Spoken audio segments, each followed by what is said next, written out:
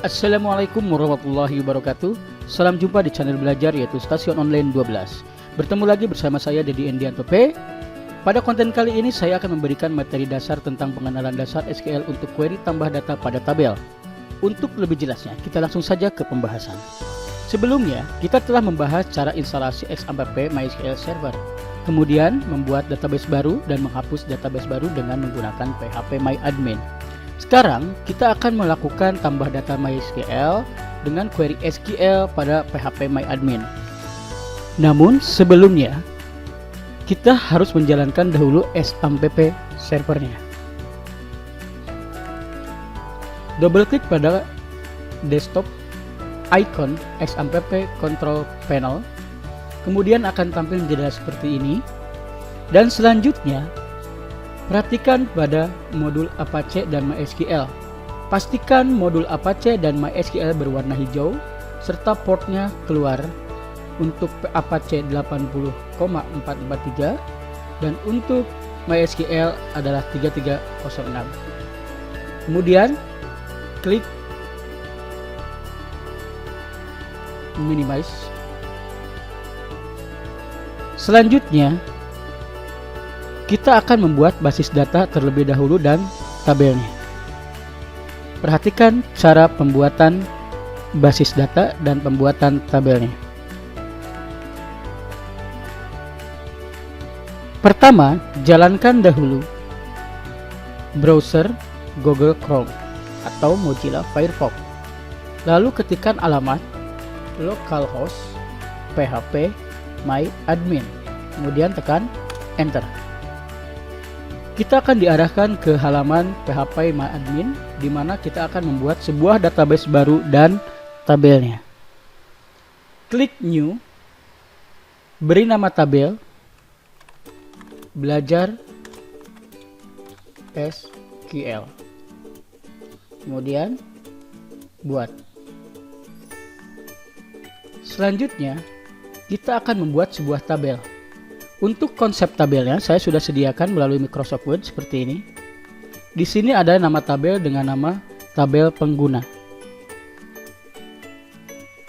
Di sini untuk kolomnya ada ID user, ada username, ada password, ada nama pengguna, dan ada status. Oke, kita akan buat tabelnya. Kembali ke jendela browser Google Chrome. Kita buat tabel pengguna. Jumlah kolomnya kita sesuaikan dengan konsep, yaitu 1, 2, 3, 4, dan 5.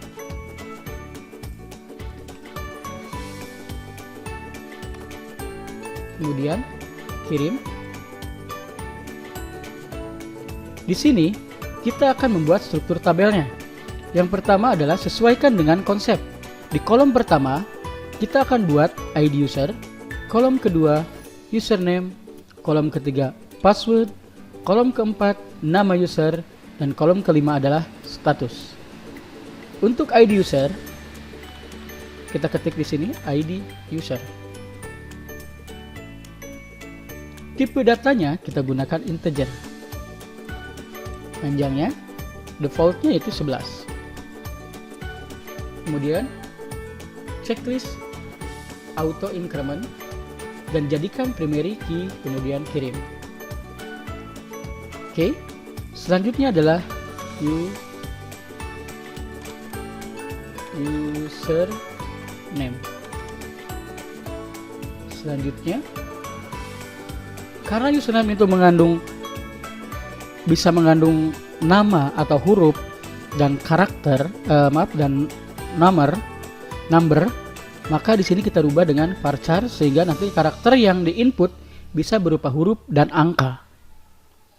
Untuk panjangnya, silahkan sesuaikan dengan keinginan masing-masing. Misalkan panjang karakternya yaitu 20 karakter untuk username. Kemudian password. Untuk password, biasanya kita menginputkan huruf dan angka seperti pada username. kita berikan varchar supaya bisa menginput data huruf dan angka.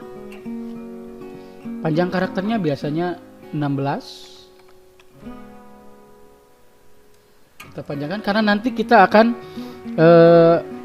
berikan kompresi menjadi MD5 atau dienkripsi, untuk dienkripsi menjadi MD5 sehingga yang tadinya kan 16 karakter bisa menjadi lebih panjang, sehingga kita gunakan di sini 100 atau 50 boleh.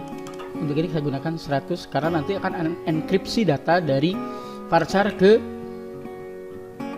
MD5. Kemudian di sini adalah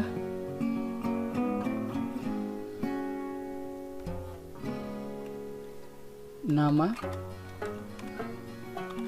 user, dan yang terakhir adalah status. Untuk nama user kita gunakan varchar dengan panjang karakter 50. Status di sini saya gunakan varchar atau menggunakan enum. Kalau untuk sederhana, untuk pembelajaran kita gunakan dulu varchar biar lebih dipahami terlebih dahulu.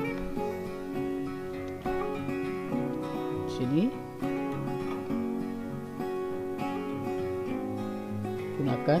kita gunakan 10.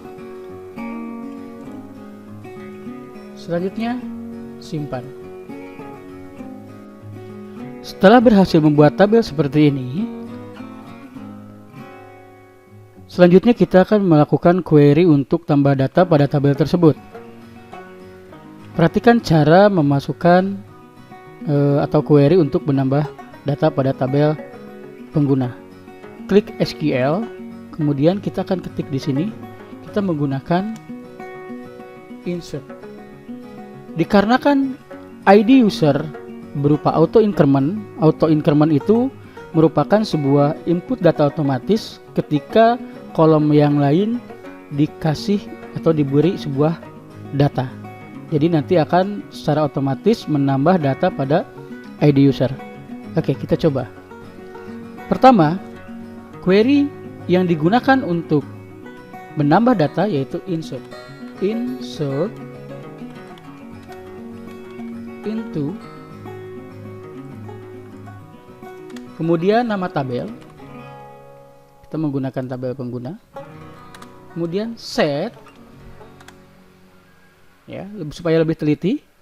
Di sini saya menggunakan set seperti ini, kolom per kolom. Yang pertama kita isi adalah username. ID user kita tidak usah isi karena otomatis. Username,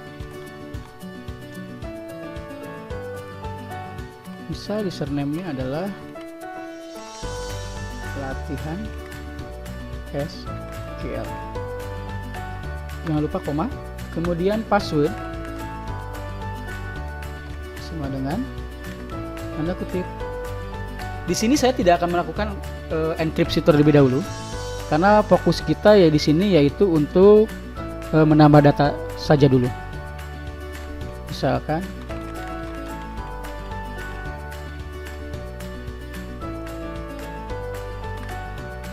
untuk enkripsi pada password nanti dijelaskan pada saat update ya. Selanjutnya yaitu nama user.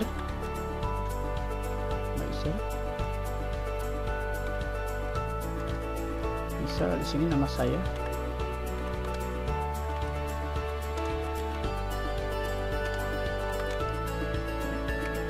Kemudian koma. Kemudian terakhir adalah status. Biasanya status yang paling pertama diisi yaitu adalah admin.